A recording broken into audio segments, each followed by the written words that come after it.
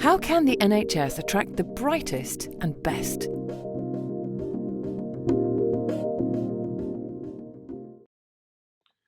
So now we're going to look at predicting future skills demand.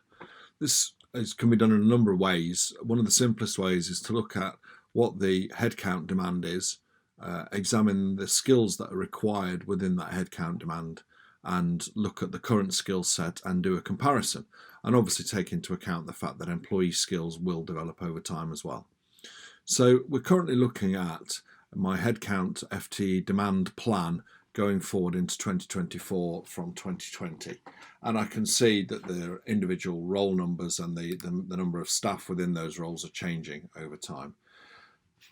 What I can do from that information is to start to look at which of my job roles have specific demands, and these have come from the demand driver information that we looked at in a previous video.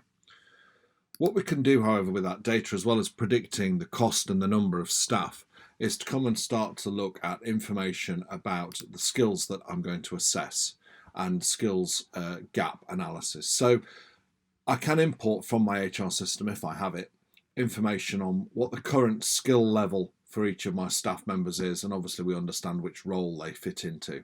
And I can start to predict information on how those skills may change over time. So we know, for example, that this employee is going on a training course, which is going to improve their communication skills from a level 3 to a level 4 over a time period. So we're first of all looking at the changing skill level of our staff over time.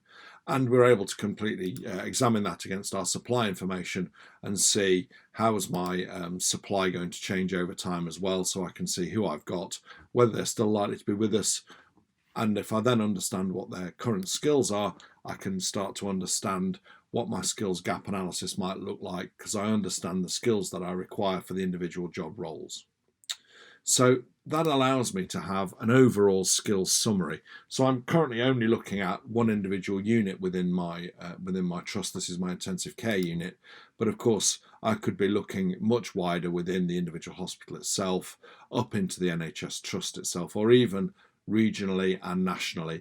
And clearly the portability of skills is a future requirement that NHS is going to have to meet as changes occur in different regional areas. So what I'm seeing on screen now is an outcome from all of those data sources. So I understand what jobs I need in the future and how many people fulfilling those jobs are.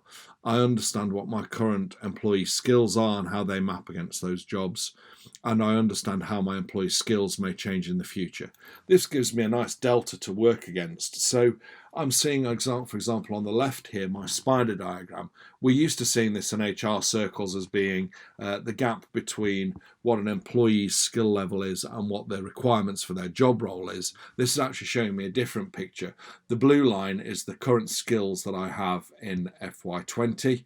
And I can see then that I'm predicting what skills in the number that I'm going to need of them in 2024. So for example, my delivering quality care skill, I need to increase the number of people who have that skill, and I probably also need to increase the skill level of the existing staff. So it's both an increase in the number of people who have that skill and an increase in the skill level of the current staff. In some areas I can see that I'm fairly reasonable, so my response to diversity, I'm very much on target for that, and in some of these I may be ahead. One of the other things I might want to do within this area is also to try and predict the future skills that might be required for individual job roles.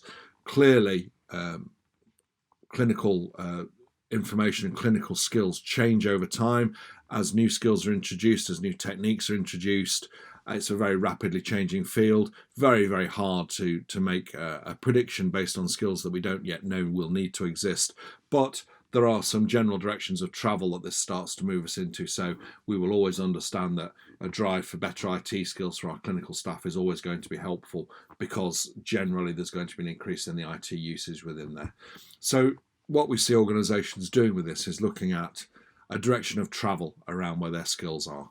I've got a statistical model here also that correlates my skills against what I've got and what I might need. So generally anything high and to the left is an area where I need to work on my development, whereas things which are lower and to the right generally are fairly much on target. So the idea behind this is this gives my learning and development function a view of what kind of courses they need to be thinking about running in the future. It gives my recruitment team a view of the kind of additional skills I should be looking at, and clearly I can start to feed this back into my training program to say I need to develop these skills or those skills. Start planning tomorrow's workforce today and see results.